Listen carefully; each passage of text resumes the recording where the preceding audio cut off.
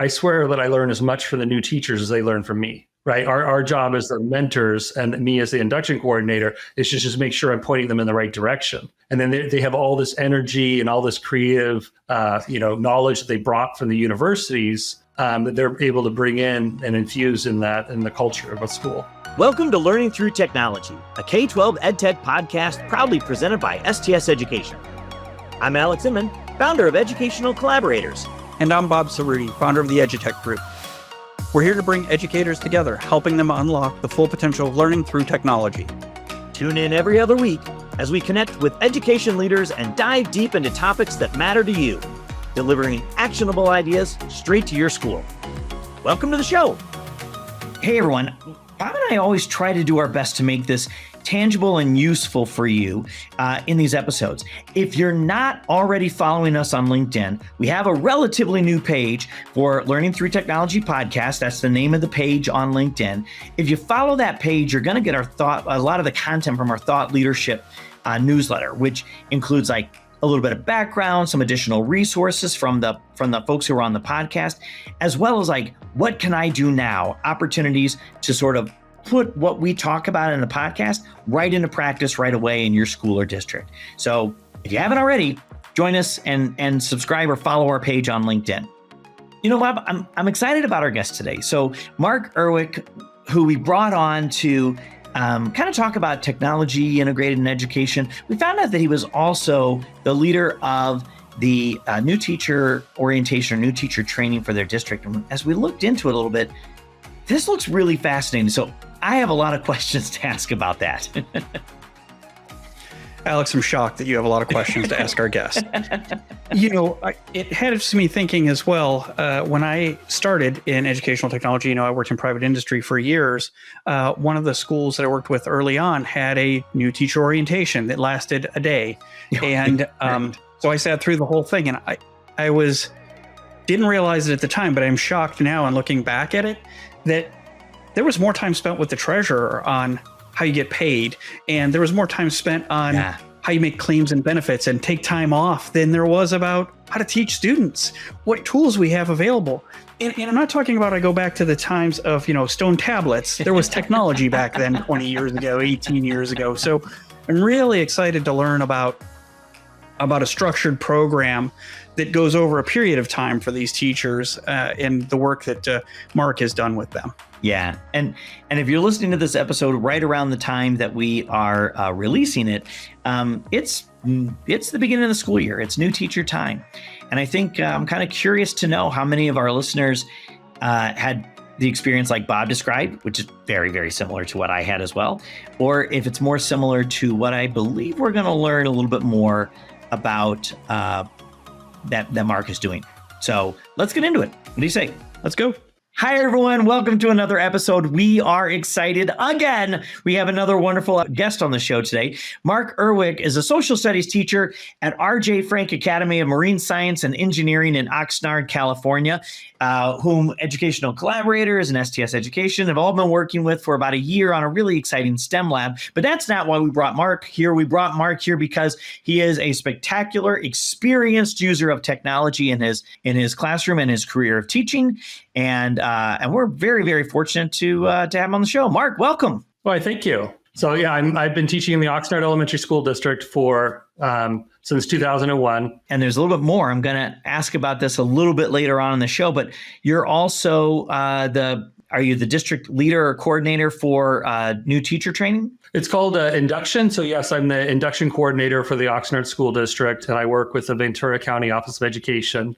So really the liaison between usually we have maybe 30 or 40 teachers going through the program that are clearing their credential, and the district office. So I make sure they make it into the classes and they complete the coursework, and I even teach some of the classes for them. Nice. So Mark, I want to ask a little bit about the name of the school. It sounds like the kind of school I'd want to go to, the R.J. Frank Academy of Marine Science and Engineering. So you're a social studies teacher there. Tell us a little bit about the school, because it's not like Oxnard Middle School or whatever, and a bit about how your social studies teaching fits in there. Sure. So the Oxnard School District is a K-8 school district. I'm at a traditional junior high middle school setting. I think it was maybe 6 or 7 years ago, we had an MSAP grant, which 3 of the middle schools in Oxnard also had the same grant. And we had money available to become an academy. So we looked at what our focus was going to be, and we had some discussions. And our school decided that marine science with the Channel Islands and all the wonderful things happening off our coast, we were going to look at marine science and then also engineering. So we now have a really good marine science elective. Kids actually go out to the Channel Islands that take this elective in 7th and 8th grade. And then we have an amazing robotics team on campus. Poem Hannah is one of the best teachers, I think, in the county when it comes to teaching robotics and coding. And it's a double classroom, and a lot of our energies were put into that.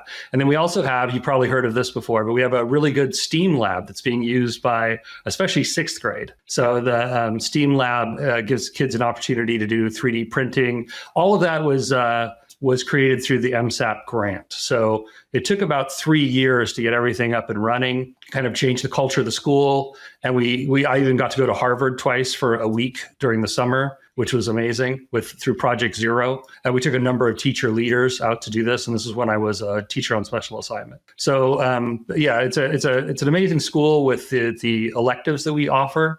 Kids really get an opportunity to do a lot of STEM-based activities. So help me, I'm a big fan of like cross-curricular instruction, but help me understand how maybe technology might fit into social studies and how that fits into the larger kind of, marine and engineering program. Sure. So we gathered as a team through the MSAP grant. Really got a lot of the technology pieces going because this was before the pandemic, and we were beginning to learn a lot of the technology. But we started doing things across the curriculum with project-based learning. That became one of the themes that went across from all the different disciplines, and then also visible thinking routines. So you're looking at a picture and you're kind of yeah. So Project Zero I'm a big proponent of Project Zero. I've been using the Out of Eden platform for maybe 6 or 7 years. And I've actually been doing trainings throughout the county on how to use this program. So yeah, there's a lot of those kind of pieces fit together. As far as your question was about, so how am I using this with social studies? I have done some project-based learning, and that's something that I like to do with the kids, especially when you have a chance to break the kids into groups and let them choose. And I find that to be very valuable. Rather than having everybody do the same technology platform, you let kids decide, do they want to use a project-based learning with technology, or do they want to do it more with like making posters and things like that, and giving them opportunities to do that. But there's a lot of training that we had through Project Zero, actually. We had people flying out from the East Coast and would come and do a training in our district on this. And that was one of the main focal points that we had. Mark, I want to talk a bit about Project Zero. So I don't know about our listeners, but I'm not very familiar with it. I've only heard of it a bit tangentially. And I want to know more about Project Zero and the Open Canopy platform, which our dear executive producer tells me also used to be known as Out of Eden Learn. So can you tell us a bit more about that? Sure. I had the opportunity to go back to on a workshop to Harvard for about 5 days. And one of the workshops that I went to, they had the people leading Out of Eden Learn. And it was from Project Zero, which is like a big umbrella through Harvard. Of course, the #1 university in the world with a huge endowment. And it was really nice as a West Coast teacher to bring a team from Oxnard and from Oxnard Elementary School District and to be able to go over there and see what they had to offer. And this is the one takeaway that I had from that whole 5 days of being over there with a bunch of workshops that I've been using consistently for 10 years with my ELD class and my social studies classes.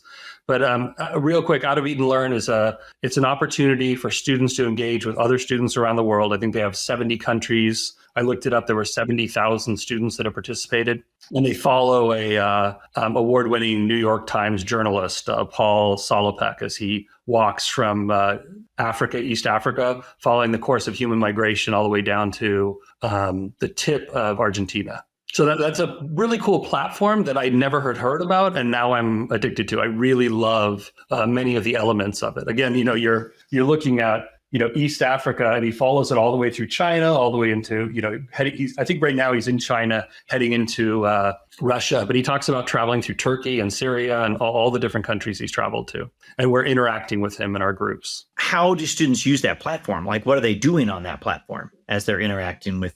Yeah. So again, when you hear that, you're thinking like, hey, it's what kind of platform? Yeah. I mean, I can see some concerns that would come up with this. It's a closed platform that's kind of like a social media platform where it's about an 8 to 12 week program. And there's 6 footsteps that I have been using with the students at the first level. And I usually do the first level with them in the fall. I think actually I got an email a few days ago saying they're going to be opening it up in September.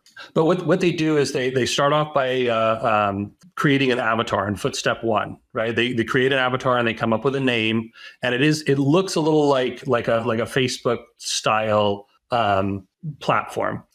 And again, they're not putting their real name. It ends up being a closed platform. So just the 6, 7, 8 different groups that are around the world are in this platform. But the beauty of it is that, I'm interacting with schools from Thailand and Vietnam and China and, from Australia. We had a rich private school from from Mexico, near Mexico City. It was really cool being able to interact. I would see these huge, 2-story houses and these lakes, and all my students are interacting with them.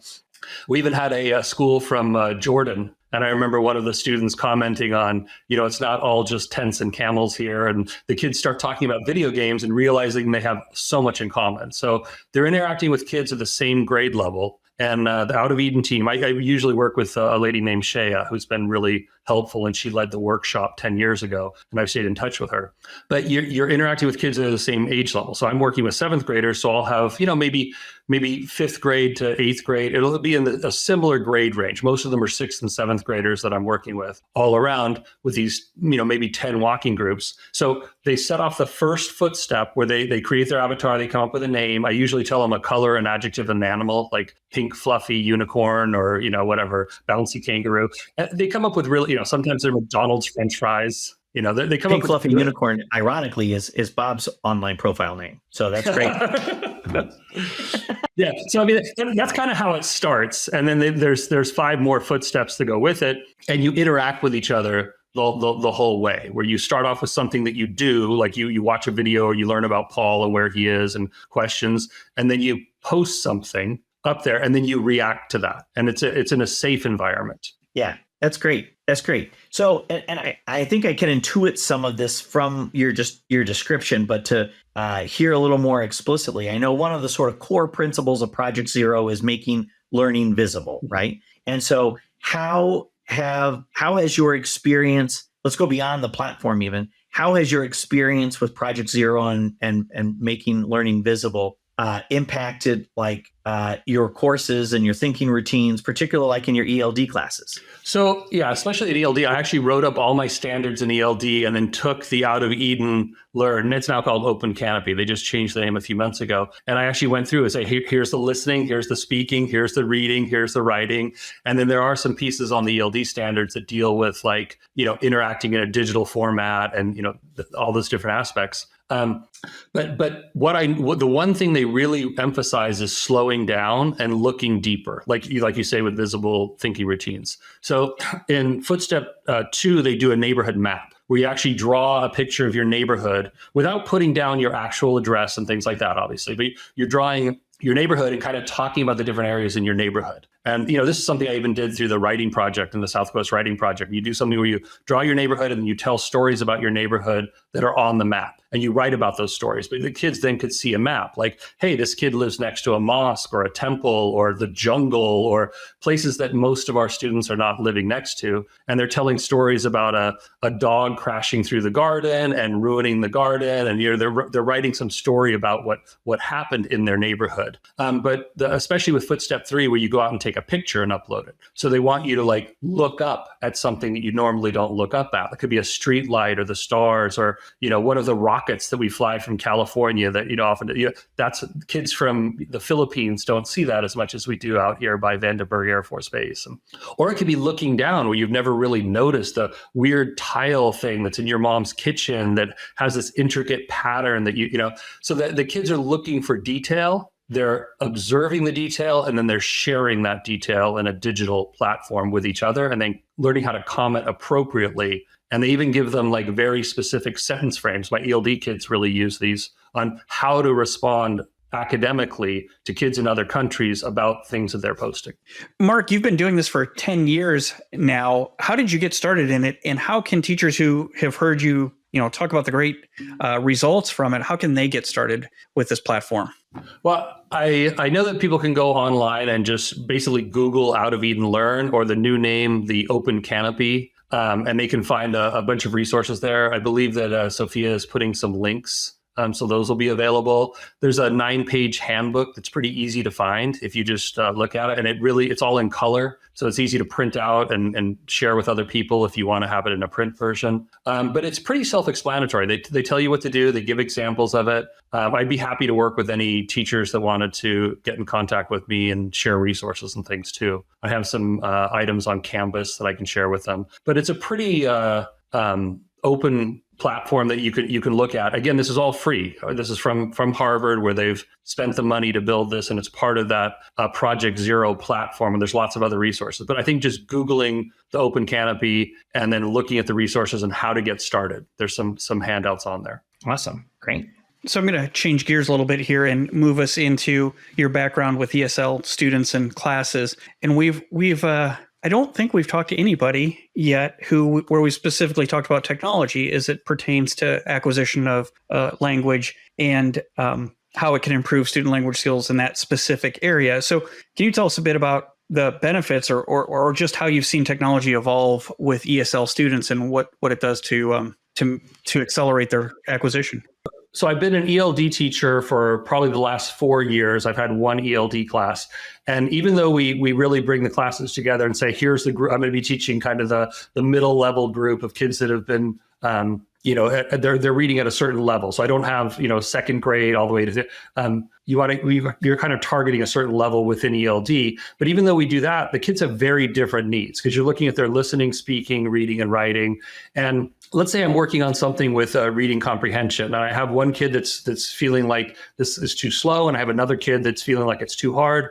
Using technology provides a platform where I can have the students use it at different levels, and I'm able to walk around and monitor. So I pick various programs. I like vocabulary. I think the hip hop rap pieces that go with that. Kind of like, do you ever remember the Schoolhouse Rock, the conjunction junction and all? So we remember that in the 70s and early 80s, they said that, hey, this is just a waste of money. Why are we doing this? And then they realized that when our generation got to, hey, this is really important. This is how I learned what it takes to be a bill or my multiplication. So I use some technology pieces like that, but kids can use it at different levels. I'm excited to learn a little bit more about this. So this is the time of year where, Educational Collaborators provides probably more PD in August than we do the rest of the year combined, right? And there's always a challenge about how much time there is for all the things that teachers need to talk about at the beginning of the year. And that is even beside new teachers. So I'm curious to know, you gave us a little bit before, describe your new teacher training program. I'm going to ask more about technology later on, but just describe the program so that we kind of understand what are teachers learning, going through, what are your priorities and goals, that kind of stuff. So in the Ventura County, almost all the school districts in Ventura County are part of the Ventura County Office of Education's induction program, run by Dr. Joy Springer, who is based at VCOE. And I go there once a month for meetings with all the other coordinators from the districts. And we learn what's coming up, what are the next pieces that are going on. And it's all based on the cycle of inquiry, where the new teachers are learning to go through that inquiry process and look at their lessons and to do more in-depth kind of observations and reflections. Now they've already learned the pedagogy in their credential programs. Right now, they're actually in a classroom. So they have 2 years where they have a 1 hour a week of a mentor, and I help arrange the mentors for the school district so that each teacher has a mentor. And that's kind of their just-in-time mentor, the person that they can go to for all those questions, even like the copy code or all those different things that are out there. Hey there, it's Sophia, executive producer for the show. You know those moments when the episode ends and you're thinking, man, I wish we could talk more about this. Well, guess what? We can. We got this amazing community over on LinkedIn. It's where we share all the good stuff, sneak peeks, cool resources, and quick activities to try out in your school. So here's what I want you to do. Grab your phone, head to LinkedIn, and search for our Learning Through Technology podcast page. Hit that follow button, and boom, you're in. Can't wait to see you there.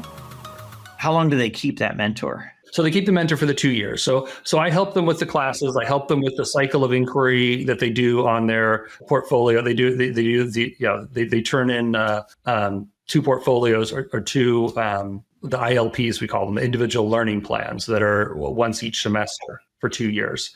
And these are not long. They're 5-page documents where they just kind of look at their lessons, they work with their mentor, and they talk about how do I see what I taught and then reflect on that and change and then try again. So that whole inquiry process that's so important in business is also important in education. Yeah, absolutely. So because they meet with me maybe twice a year. They meet with me maybe twice a year or twice a semester. They meet with me and we all talk together.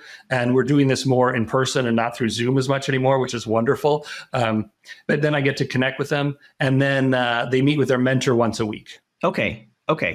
And are mentors other teachers from within the buildings? Usually the mentor will be a site-based mentor. Sometimes if you have like one Spanish teacher at a middle school, it might have to be a Spanish teacher that's a veteran Spanish teacher at another middle school. But we want to, the number one thing is you have to have the same similar credential, and then you want to have a similar, hopefully at the same site. It's almost always at the same site. Okay. So if the induction program is coordinated by VCOE, the Ventura County Office of Education, so are then almost all public districts in the county going through that same new teacher orientation program? Yes. Okay. This is done through the state of California. Okay. And so I imagine there are sort of new teacher protocols that are, either Oxnard School District specific or even RL Frank specific. How do new teachers understand those aspects that are unique to your district and school? With regards to technology? Well, I think with regards to technology, with regards to kind of building culture, you mentioned some of the grants and the resources that have been provided. Those are unique to buildings and district. So how do you do that? So at RJ Frank, we might have a culture where we're saying, hey, we want to focus more on the visible thinking routines, and that's been part of the PD. And we want programs that kind of get kids doing more project-based learning.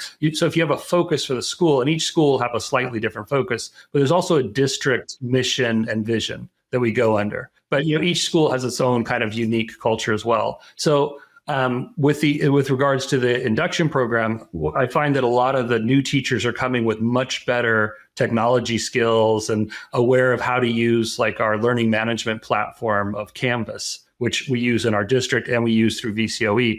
So a lot of times the newer teachers know this more than some of the veteran teachers, and they're bringing in like, hey, let's try Nearpod or let's try new things like that. And the mentor is working with them to make sure, hey, let's make sure this stays within the culture of the school and the vision of the district and the mission of the district. So I do think there's a good convergence there. I mean, I swear that I learn as much from the new teachers as they learn from me. Right. Our job as the mentors and me as the induction coordinator is just make sure I'm pointing them in the right direction. And then they have all this energy and all this creative, knowledge that they brought from the universities that they're able to bring in and infuse in the culture of a school. Nice. I like the long-term approach to this. It's so much better than, there's still a lot of districts who new teacher orientation is 2 days before everybody gets the same big dump and you set up your classroom. Yeah, I was handed. So I started in 94 in Torrance, and it was a good district. But they handed me keys,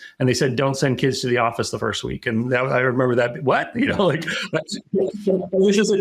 loved working in the South Bay, and Torrance was a wonderful first start. They did a good job of kind of getting me up and running, and got a lot of my ELD skills there with all the different languages. But I think that was true of all across the state of California. I think that in the 90s that they didn't really have this program. Now we have 2 years of teachers having a mentor and having some structure available. And even if I don't want to go to a meeting after school, at the end of the day, it's nice to have that structure available, that support available that I don't think was there when I started teaching in the 90s. Do you have any data? Sorry, Bob, I have one more question that I know I'm totally Alex. Go ahead, Alex. Go. I'm totally occupied in this. Have you found that just with the new teacher shortage, right? And so many teachers leaving the industry, do you have data that says that this induction program is increasing teacher retention? Absolutely. And I'd be more than happy to get you in touch with the people that can give you that data. I mean, so yeah, when I go to the meetings, we absolutely show that there is a much greater teacher retention when they go through induction. They have that connection to the mentor. They have the support of the county. And most teachers do stay in teaching when they we're losing less teachers, I think, than we have in the past. And it's a great profession. I mean, I'm now in my mid 50s, and most of my friends don't really. I find that a lot of people don't really like their jobs when they're heading towards that. Heading towards not that far from retirement, and they're kind of like, okay, I can do this. I like what I do. I mean, school starts in 2 weeks from tomorrow. I'm going to have students, and I'm excited. Like I'm excited for another year. I'm excited to be in the classroom. I like going to work each day. I don't know if that's true with a lot of the workforce out there. It's a great profession, and we're actually paid a little better than people think now. I mean, it's once you get 10 years experience, you're heading towards 6 figures in a lot of these districts here. So it's not a terrible position. You can easily if you have 2 incomes and you want to buy a house and raise a family, this is a job that you can do all that, in my opinion. Mark, I'll talk about a little different part of the teacher induction in that and I'm throwing this at you, so I know you don't know this is coming. If you don't have an answer, then I'd like you just to talk a bit about your thoughts on the topic. But we did an episode with Chris Kalinsky near the beginning of our run, and Chris, and I remember this distinctly, Chris said he'd like to see on teacher orientation or induction that every teacher be given an AI account so that they could use that account to create lesson plans or to use as a thought partner to develop their own way of teaching with some help. I just thought it was a great idea. And I would be first in line as a tech director to start assigning those accounts. I wondered if you and your school or the Ventura County Office of Education have given thought to just not a thought that, we're going to assign AI accounts, but it's coming. Are you going to be in the front, in the back? Has it been something you've talked about? Let me answer that question as a middle school social studies teacher, not through VCOE or induction or anything, but absolutely, that's a question that I'm very interested in. And I have friends that work for Oracle or Citrix or a lot, that I ask questions to my peers from high school. I found that even in our district, we're getting trained in ChatGPT, especially, which is a fairly user-friendly. So I'm teaching everything from 500 to 1500 world history. I want to, be able to pull in some lessons that deal with grammar and things. And I ran a quick little worksheet on Joan of Arc with irregular past tense verbs. 8 seconds later, I have 10 questions with the irregular past tense verb missing. It's amazing what AI can do when you look at something like ChatGPT. So I started showing the students the power of being able to do this, and that a lot of this curriculum that we're building could be built through something with AI where I want something very specific, and it can build this for us. And we might have to manipulate it a little bit and make sure that all the answers are correct. So I think that using AI for something like that has been very successful. I think teachers are beginning to learn how to do that. And we're also showing our students that if they just put things into AI and ChatGPT, it's very easy for us to know they're cheating. So I think we need to be very transparent about that when it deals with students. So as far as me creating my own AI, I'm not quite ready to know what that looks like, but using ChatGPT, I'm very comfortable talking about and sharing my experience with. So you said 2 things that were very refreshing to me in there. One is the new teachers seem to be more comfortable with technology, because 10 years ago, everybody thought teachers coming in would be more comfortable with technology. They were, I think the term was digital natives. Digital natives. Yeah. Yes. Yeah. And it wasn't really true. It wasn't true. Just because they knew how to watch YouTube didn't make them experts in technology. So it's refreshing to know that gap is closing with new teachers. The second is your statement that if a student just uses ChatGPT to produce like a 2-paragraph essay or 3-paragraph essay, you could tell right away that it's there. And I've heard from so many teachers, they're like, it's cheating. But if you read it, you know it's a generative AI kind of answer. So it's nice to hear that indeed there are teachers out there who understand this is just, it's just copying out of an encyclopedia again. If you aren't understanding it, it looks the same. Are you seeing from these new teachers? I suspect in the next couple of years, all the teachers that come to you fresh out of college will have used one of the AIs in order to graduate. Like that's been part of, whether it's part of their curriculum or not, they've used it to complete their own work. So have you started seeing any of that yet or not quite? Yeah. So I do. I mean, I'm hearing that teaching the next generation of employees to be AI curators is the term that I've been hearing, where it's learning how to ask the right questions to the AI, not how to like get the right results. Because, you know, so I do see that the new teachers, obviously they're much more comfortable. I have a 24-year-old and a 22-year-old, and they're both actually still in school. And absolutely, they're able to use AI and talk about what they're doing in college. So I do find that the younger generation teachers that are in their 20s that are, or second career teachers even that are coming into the profession tend to be more comfortable. Yeah, I do think that's true. I mean, let me give you one quick example here of, so what I want to do is make things visible for the students, and I do this for the teachers too, where is China a competitor or are they a rival of the US? Is it something where we both want both countries to win economically, or do we want just one to win and the other one not to do? So I asked that question and that's a hard question. And we're studying ancient China. I'm talking about current events. And I put that into ChatGPT and I asked it, that question. And then I have the students go through and highlight what are the ones that say that we want it to be a competitor or we want it to be a rival. And they're able to see what the AI produces. And then they're able to say, what does this information actually mean? So I think a lot of times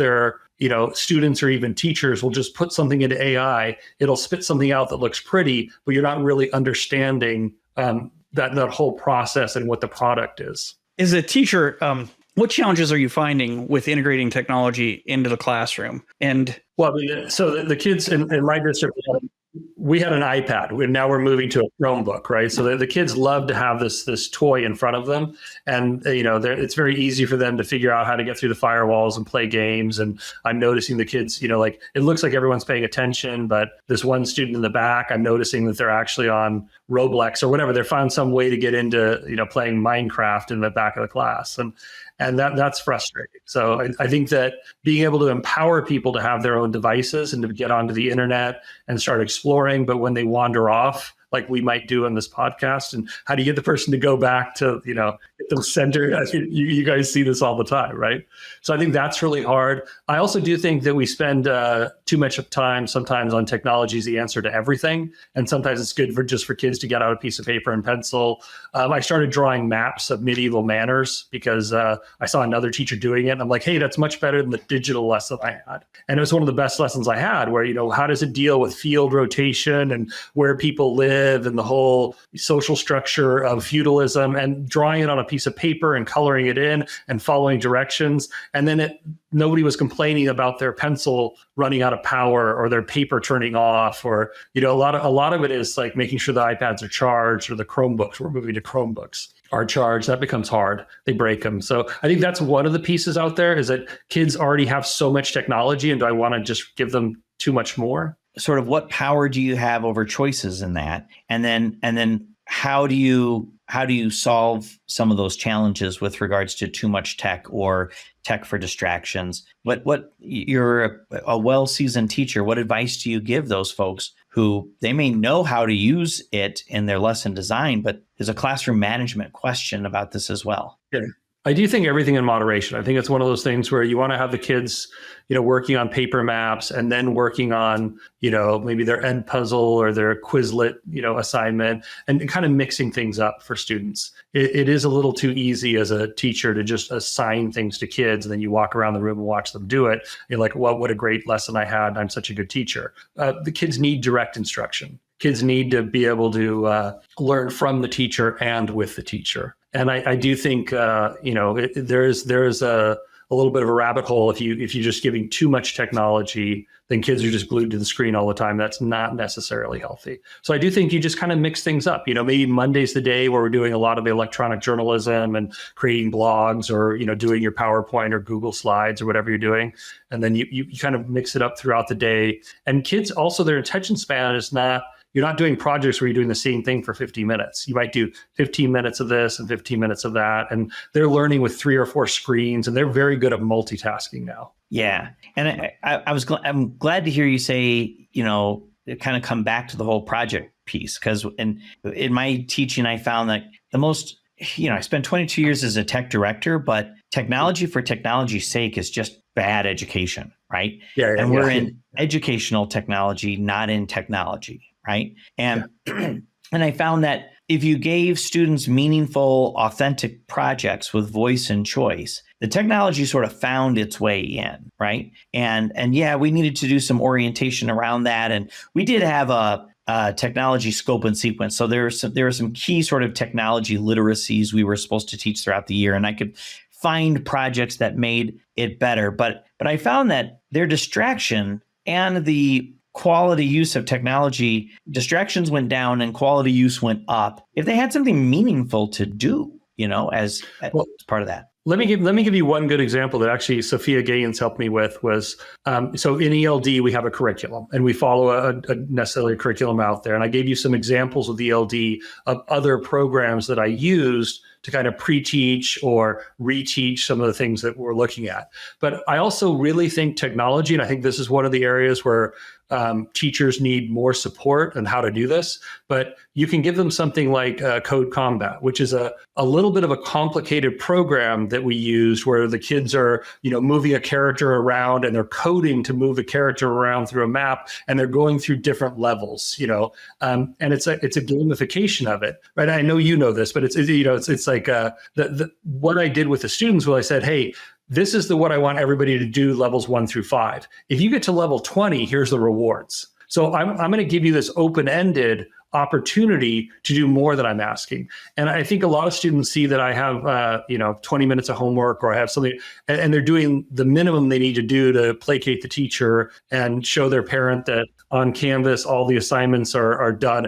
I want kids to do more. So the Code Combat was a great example. And it was not the kids I expected. It's like, Jorge did an amazing job, or, Jeffrey was, these 2 kids that usually weren't engaged and they're kind of like doing the minimum, all of a sudden they spent 10 hours over the weekend and they got to level 20 and then found the wizard and they're like so excited, but they also learned all these coding skills that went with it. And they got a reward. I don't know, I bought them a piece of pizza, whatever. It's a nice little intrinsic, those external rewards, those external motivators definitely work for students, but it didn't cost me that much. And these kids all of a sudden exploded. They got a little extra credit. They felt really good about themselves. And that could be the tipping point where they realize, hey, maybe I am a coder. That's something I wanted to do, where they felt school was boring and stupid and I didn't really like it. And now they realize they have this opportunity. So I think this is true of video production. I think this is true of AI and creating things. I think it's true of learning how to code and game and all that kind of, if they can see those connections and do more than what the teacher is asking,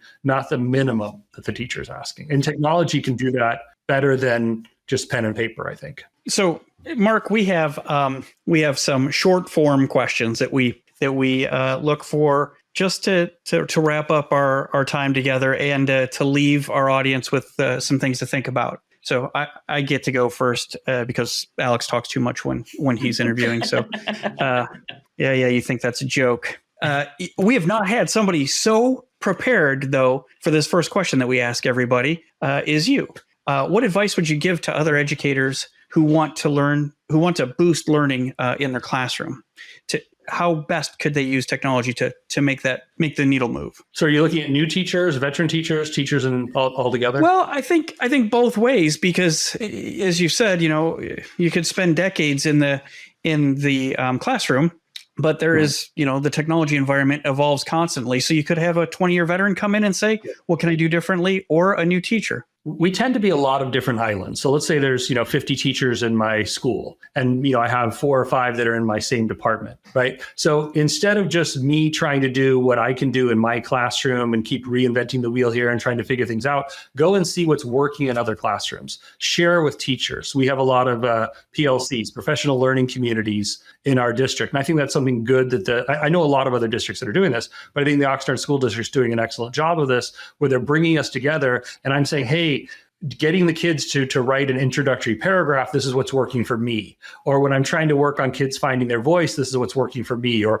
for me, I'm trying to pre-teach vocabulary. I'm using Edpuzzle or vocabulary. I'm using some technology piece. So show me what's working in the other classrooms in similar settings, and let me borrow from all the other teachers out there and try some of these great ideas, because we have these little laboratories that are working, but then also talk about what doesn't work. And I would say a teacher is not, I don't think a teacher is doing a good job as a teacher if they're not failing multiple times per week. If there's not something like, wow, I'm never doing that lesson again. They're trying something new and it doesn't work, and they're learning, and then they're trying 10 other things that do work, and they're keeping 2 or 3 of them to use year after year. And I tell the new teachers in the county and in my district, I've met teachers that are first-year teachers that have had 20-year experience, where they're doing the same thing they did as a first-year teacher, second-year teacher, third year. Don't be that teacher. Right? Be the teacher that's changing things all the time. That's what keeps it interesting. This is what has me, heading into my late 50s, where I still like teaching, because I'm trying new things all the time. Keep what works. Don't throw the baby out with the bathwater every year, but you want to keep what works and then kind of build on it, and always try adding new things, and that continual improvement that goes on. I think it keeps it fresh for you, keeps it fresh for the students, and learning from the newer teachers and the veteran teachers. Both of those work. I think that's brilliant. There's so much wisdom in each organization that gets looked over just because people don't take the time. I think that's fantastic. All right, Mark, we have our last sort of big question is one that you may already have at the tip of your tongue. Maybe you need to reflect on. Who was your favorite and most impactful teacher, and why? So I had an amazing experience where my 3rd grade teacher from 1976 at Fairview Elementary School in Goleta, it closed down with Prop 13, the school closed down. But I remember getting to know her in 3rd grade, right? And her name's Jan Berry. And she actually lives in Oxnard, and I've stayed in touch with her. So I'm 57 now. And so my 3rd grade was 1976, right? I stayed in touch with her, and I actually invited her. We actually moved our induction program to have a county-wide celebration to a district-wide celebration. And I invited Jan Berry, my 3rd grade teacher, who made this huge impact on me by getting to know me and talking to me. And for some reason, I just felt very special in her classroom. And I think that inspired me to become a teacher. I invited her to come to the induction celebration for the year 2 that happened like last May, right? And so she came there, and introducing my teacher that's made this impression on me. The whole point being with these new teachers, how can you be this Jan Berry? How can you be this person that made such an impact that you're talking, almost 40 years later, almost 50 years later, you have a student reaching out to you that wants to stay in touch with you and wants to invite you and talk about teaching. How can you be that person? How can you make that impression on somebody? I don't remember some of my other teachers in elementary. I don't even remember, 4th grade, or I have other teachers that were really important, but I don't remember their names. I can tell stories for hours about her classroom. What is that connection that happened? And those connections are so important. That is amazing. She lives in Oxnard now. It's hilarious that she lives in Oxnard up the street from where I teach. We have got a lot of good answers since we've been doing these podcasts, but I think I like yours the best. I think so too. That was a special day for me when that happened. I mean, here, I think that is the most joyful answer to that question we've ever gotten. How fun. Well, Mark, thanks so much for joining us today. This was a great conversation. And it's great to get to know, one of the teachers at RJ Frank. We've been working with your principal now for about 1.5 years. And so it's really great to meet you. So thanks so much for joining us today. Thank you. Alex, I'm going to barge in here at the end to talk a bit about this, because I know you were very interested in the conversation with Mark about the new teacher induction and how it went. Yeah. But I want to bring this up, Yeah. both for fun, pop culture reference, but our first reference to Schoolhouse Rock. I mean, that's serious, right? Oh, absolutely. And I think, right. I was is well documented in our episodes and on this podcast. Not the best student, but something that struck me was I remember Schoolhouse Rock. I remember how a bill goes through Congress. I remember conjunction, junction, what's your function? Because that was how I learned, I guess. And it's true to this day. My daughter says that I have a soundtrack to my life because I'm always listening to music, and I listen to music to either get to the mood I want to be in or to get out of the mood that I'm in. And so it's true. And that it struck me is that it's how we learn that's important. And it seems like Mark had some ideas about how best to reach those students with his different ideas on how to reach them.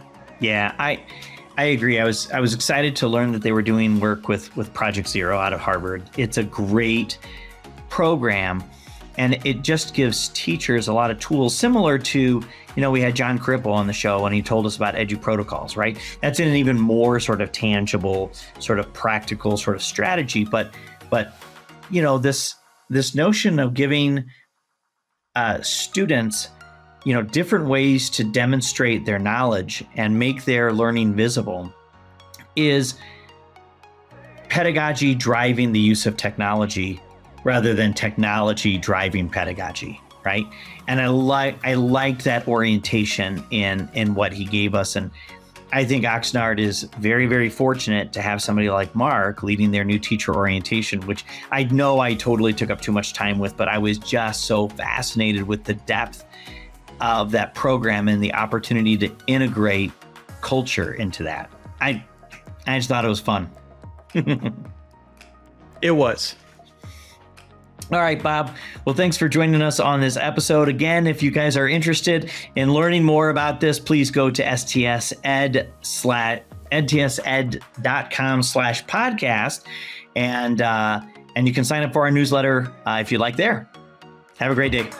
Learning Through Technology, a K-12 EdTech podcast, is brought to you by STS Education, a Pacific OneSource company. To learn more about how educators can leverage technology to drive successful educational outcomes, check us out at www.stsed.com. Connect with us by searching for Learning Through Technology in Apple Podcasts, Spotify, Google, or anywhere else podcasts are found. And click subscribe so you don't miss an episode. On behalf of the team at STS Education, thanks for joining us.